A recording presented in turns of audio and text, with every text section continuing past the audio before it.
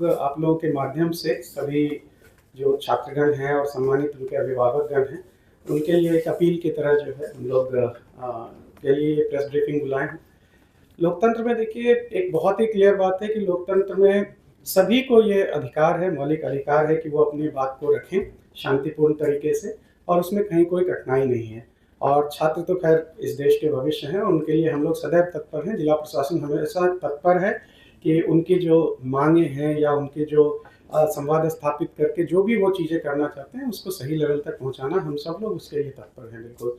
लेकिन ये भी ऑब्जर्व आप लोग भी कर रहे होंगे कि छात्रों के बिहाफ में, छात्रों के आड़ में बहुत सारे ऐसे तत्व आ जाते हैं जो तोड़-फोड़, हिंसक तरीके से, और आप ये भी देख रहे होंगे कि उसमें बहुत सारे ऐसे हैं जो सार्वजनिक संपत्ति है, निजी संपत्तियों का नुकसान करना, हिंसक वारदात करना, इस तरह की चीज़ें जो ऑब्जर्वेशन में आ रही हैं, जो कतिपय भी कहीं से भी जो है वो ग्राह्य नहीं है और इसके लिए जो है बिल्कुल कठोर कार्रवाई इस पे जो है की जाती है। तो आप लोगों के माध्यम से जस्ट मैं ये कहना चाहता हूँ, अपना शहर है, पटना शहर है और इसको और बेहतरीन बनाने के लिए हम सभी लोगों का समन्वित प्रयास होना चाहिए। जितनी भी सार्वजनिक संपत्ति है वो सब हम सभी लोगों का है, सभी को ये चीज़ समझना चाहिए। और इस प्रकार के जो असामाजिक तत्व हैं जो कि विधि व्यवस्था को डिस्टर्ब करना चाहते हैं या छात्रों की आड़ में, जो भोले भाले छात्र हैं उनकी आड़ में आके जो है किसी भी प्रकार का नुकसान करना चाहते हैं, हिंसा फैलाना चाहते हैं, उन सभी या तोड़-फोड़ करना चाहते हैं, तो उन सभी लोगों से सावधान रहने की काफ़ी आवश्यकता है और निंदनीय कृत्य है ये।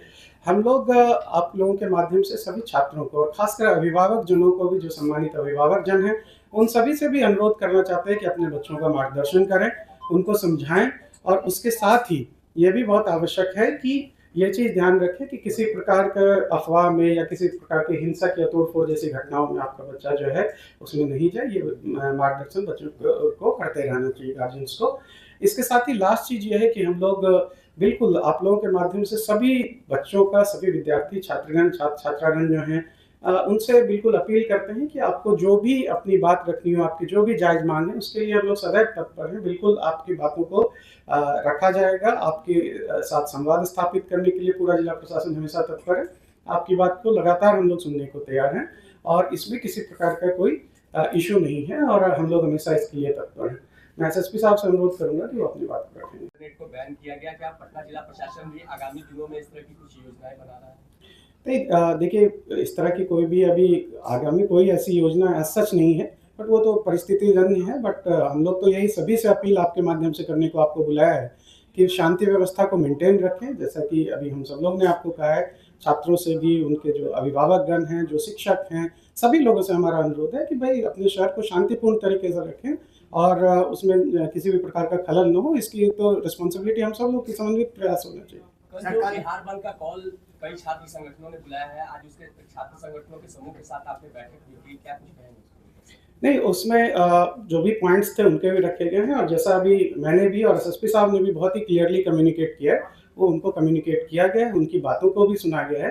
जैसा मैंने बताया कि हम सब लोग ओपन हैं इस चीज़ के लिए कि संवाद के माध्यम से अगर समाधान हो पाए तो उसके लिए हम सब लोग ओपन हैं और इसलिए उनकी बातों को भी सुना गया। हम लोगों ने भी जो नियम है वो बताए हैं और उसके अनुरूप जो है डिस्कशंस हुए। कल क्या स्कूल बंद रहेगा सर या सभी संस्थाएं खुले रहेंगे इसमें और जिनको किसी को भी भय में आने की जरूरत नहीं है, सबकी सुरक्षा पर ध्यान दिया जाएगा और किसी को भी किसी जबरदस्ती होने नहीं दिया जाएगा।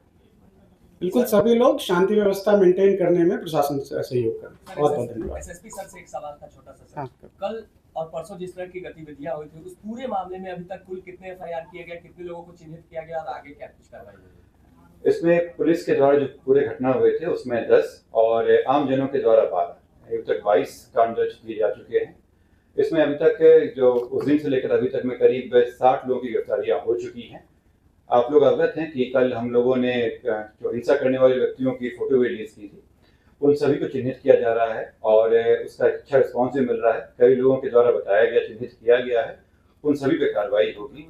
हम आप लोगों से बताना भी चाहेंगे कि वैसे ही व्यक्तियों पे कार्रवाई की जा रही है जिनका हिंसा करते हुए फोटो और वीडियो अवेलेबल है और हमने ये सार्वजनिक रूप से आप लोगों के सामने रखा है और वैसे ही व्यक्तियों को उनको अच्छी जगह पहुंचाया जाए। सर, इसकी पहचान कैसे की जा रही है? सीसीटीवी फुटेज है या देखिए, शहर में आप सब लोग भी थे, कई लोगों के साथ कैमरे भी थे, शहर में जगह जगह पर कैमरा भी लगा हुआ है।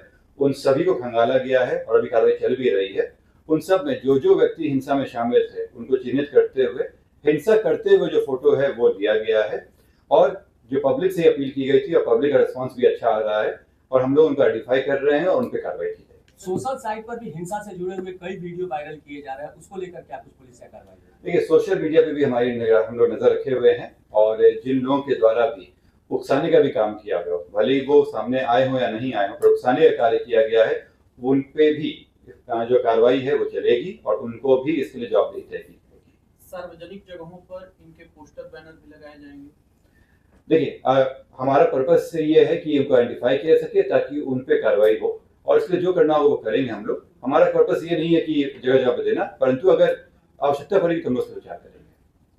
कोचिंग संचालकों को क्या कोई पत्र भी प्रशासन की ओर से दिया गया है कुछ विशेष? नहीं, उनसे केवल अपील करना चाहेंगे कि वो अपने बच्चों का ध्यान रखें कि कोई उनको बहला फुसला के कोई ऐसा कार्य नहीं करवा दे और वो उनके शिक्षक हैं तो उनका मार्गदर्शन करें। सर का एक वर्जन था कि बाहर से भी कुछ लोग आए हैं, तो अभी तक क्या पता चला है कि किस राज्य से आए हैं या कहीं और दूसरी जगह से उन्हें बुलाया गया? जो अभी तक आया है उसमें कई लोग हैं जो बाहर से आए थे यहाँ पे और उन लोगों ने इसमें पार्टिसिपेट किया है। अभी अनुसंधान चल ही रहा है, जब ये सब लोगों के हो जाएगा कार्रवाई तब हम आपको स्टार्ट करेंगे। दूसरे राज्य से कई जगह से आए, कई राज्यों से